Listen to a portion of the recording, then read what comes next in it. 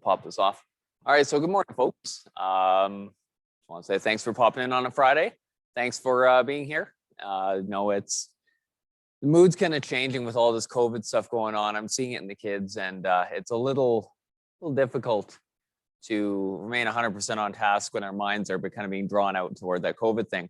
But we're going to give you a quick overview of the assignment.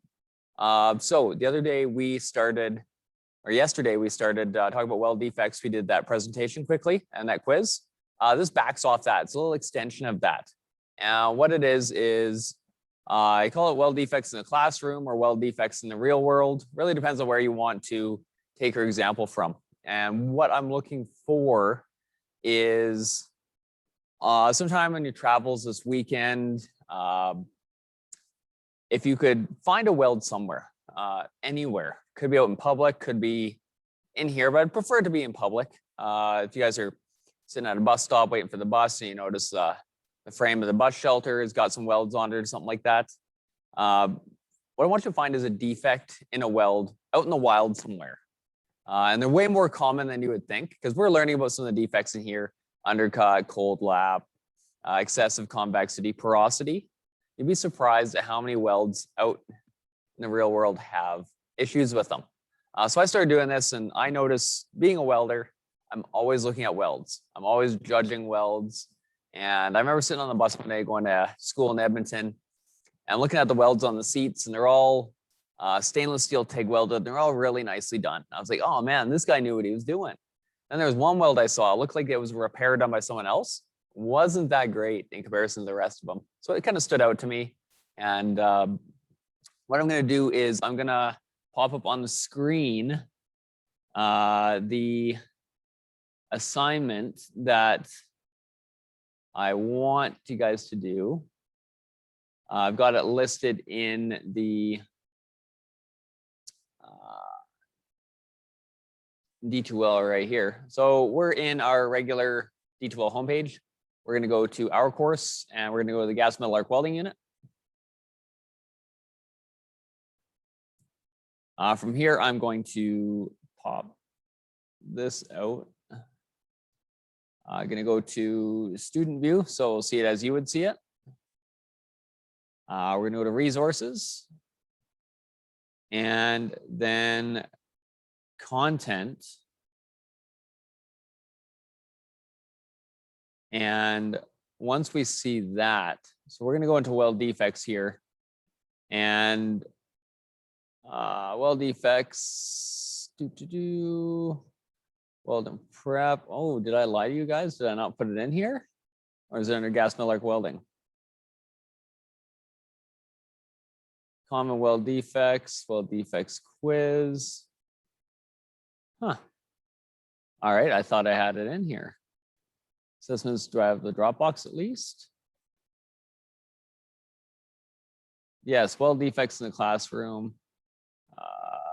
Weld defects description.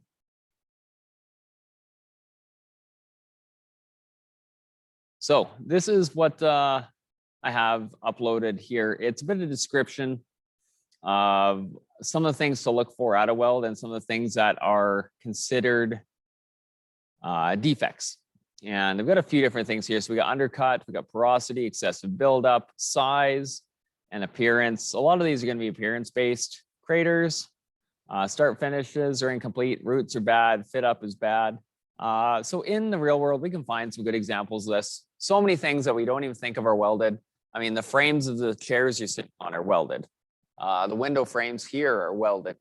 There's so many things in life are welded. So what I'm looking for basically is I should have, let's get out of this one here. Let's go back to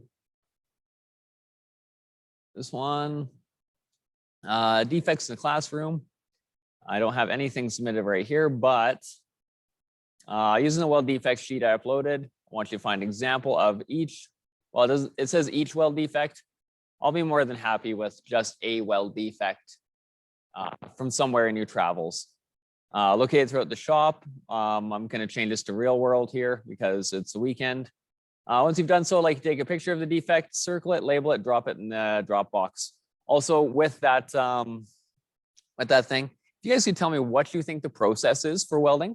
We are a little bit familiar with stick now. So we know what a stick weld should look like. Gas metal arc welding, a little bit of flux core. So we got an idea on those 3 processes. If we play with oxy fuel at the 10 level, we kind of have an idea what an oxy fuel or a TIG weld would look like. Just more or less a really fine puddle. Stainless steel is generally going to be TIG. You can do stick on stainless, but it isn't really something I would use for display purposes. It doesn't look as nice as it could. So generally it's stick or TIG and stainless.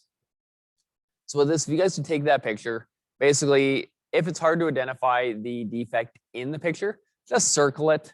And then quick little description, where you found it, what defect you think it is, and basically what process it is. I just want to see where you're finding these things, because we all go different places on the weekend. Maybe not so much with COVID going on, but I'm sure even in your own home, you can find a bunch of things that are welded. That would be awesome. So that is the assignment description, the assignment outline.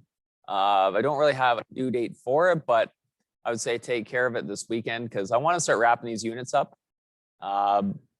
We should be pretty much done the first unit. This is actually going to be located in the 2070 unit, the GMAW1, because I like to cover the defects in the first unit before moving through all the rest of the units. So that is pretty much the outline for that. That's the assignment.